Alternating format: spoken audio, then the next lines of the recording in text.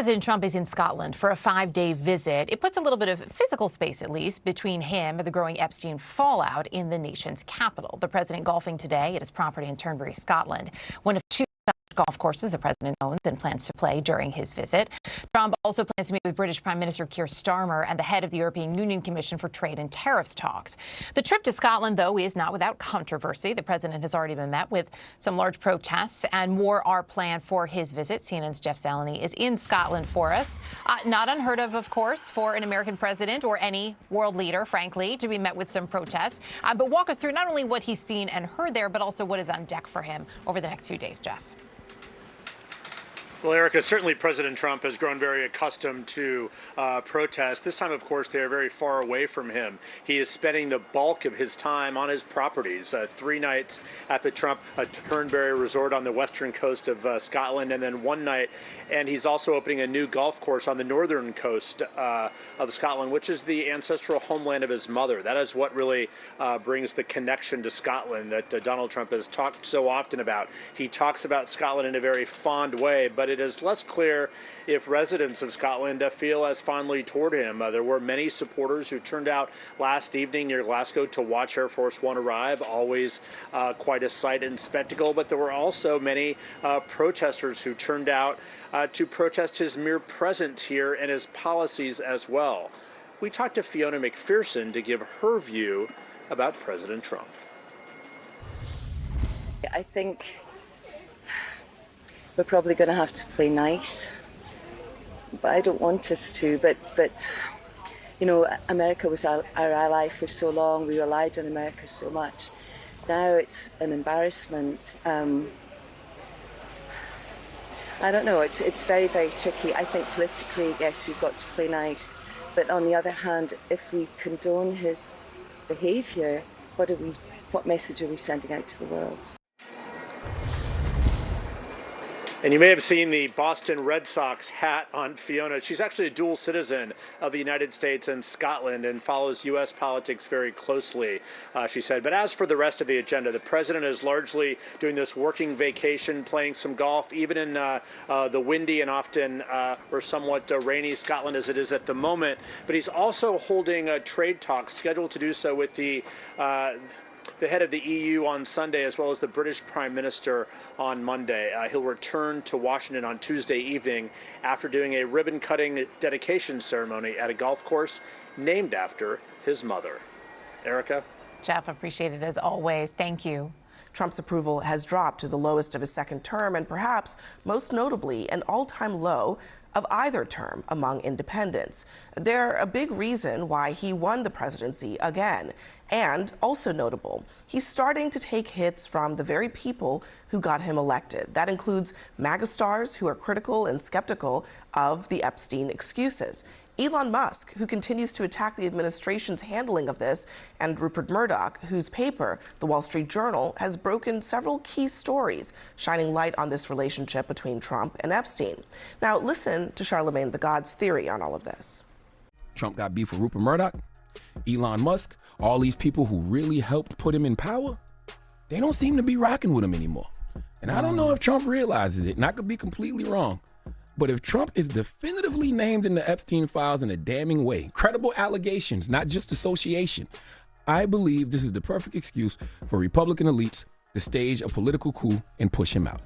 Provocative, to be sure. Jamal, what do you think? Well, that was certainly a lot to take in, but listen, this is the downside of the strategy that he has imported that got him elected. His entire strategy with the Epstein files was to try to give people the strong impression that this was Bill Clinton, this was Democrats, this was something that they were trying to hide. And now that this is all turned on him, he won't be able to convince his base that this is a transparent investigation at all. Like, I don't know what it would take for them to believe that there's no cover up. I mean, you've convinced a lot of these people, part of your whole spiel is that the government isn't to be trusted. And then you're asking these same group of people to suddenly trust that this was all on the up and up. There is no list, that everything is as it appears, and they're just not gonna buy it. And what's always interesting to me is like what it takes people to get off the Trump train. It's not the xenophobia, it's not the racism, it's not the bigotry, it is this. But are they off the Trump train? I mean, I think this is the part of what Charlotte is depends on saying who that you're I'm not so who you're sure. talking to. Because I think that they really don't want to be off the Trump train. They want to be on the Trump train. They just want Trump to get in line with them on this issue. I think that's exactly right, Abby. Look, I think for Trump, it does feel a little bit like the lady doth protest a little too much, right?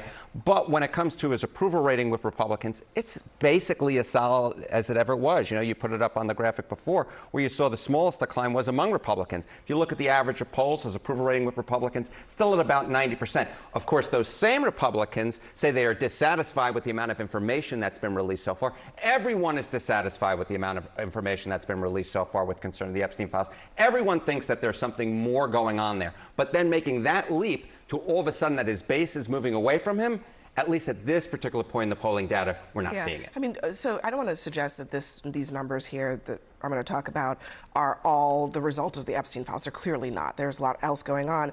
But he's dropping like a rock among independents in a way that I think any other politician would be like, oh, maybe something should it raise a red flag here in terms of what he's doing.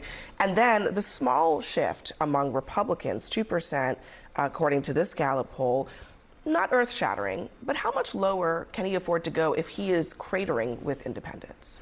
Well, President Trump's very knowledgeable when it comes to polls. There's no doubt about it. He looks at them every day and knows what's going on. I'll be very sincere with you, Abby. I am from the standpoint of this case, this Epstein was in the past, and let's move forward. There's been justice.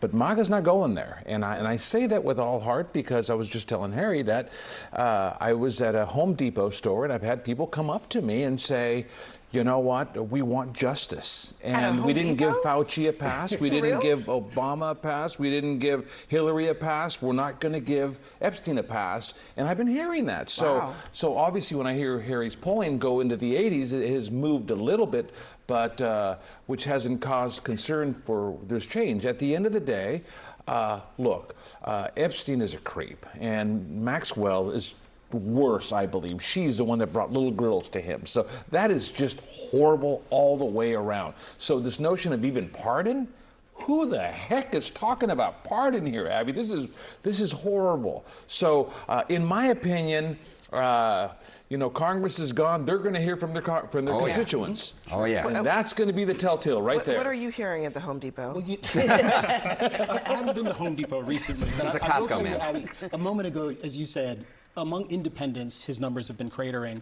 I think around the summer of last year, just around the time of the assassination attempt, the RNC convention, the energy surrounding Trump was a bit different. I think a lot of people were saying he seems to have mellowed out a bit. They were expecting him to be even more kind of sensational after the assassination attempt. And instead, he was kind of measured. People thought that they knew what they were getting with Trump. We'd seen 4 years of him before. They did not expect the kind of shock and awe effort on the part of the administration throughout the first couple of months of this year.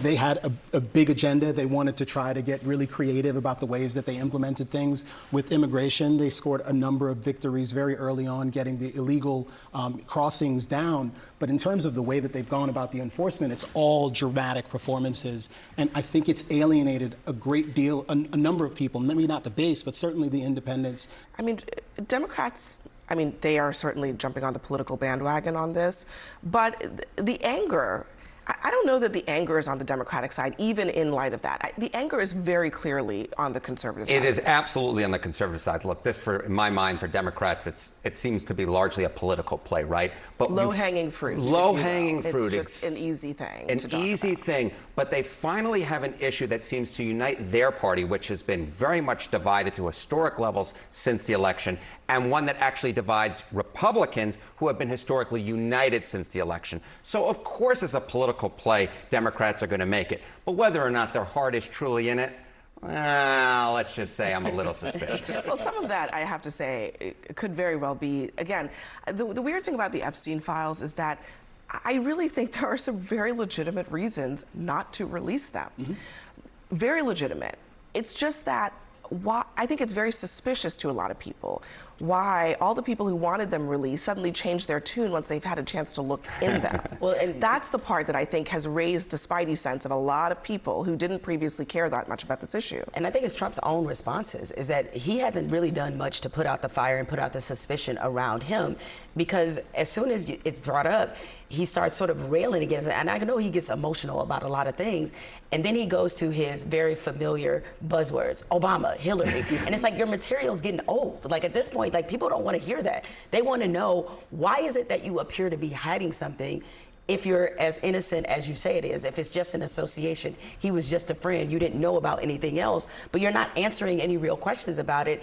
And I'm sorry, especially in the society that we live in, where people really do feed off conspiracy theories, that is not going to be good enough. So I have to show this handy little chart. We're going to break, but the mentions of Obama hit kind of a high as the mentions of Epstein also hit kind of a high, just to show you that the knee-jerk reaction to any negative news about Trump is to talk about Obama. Just the life that we're living here in the United States of America.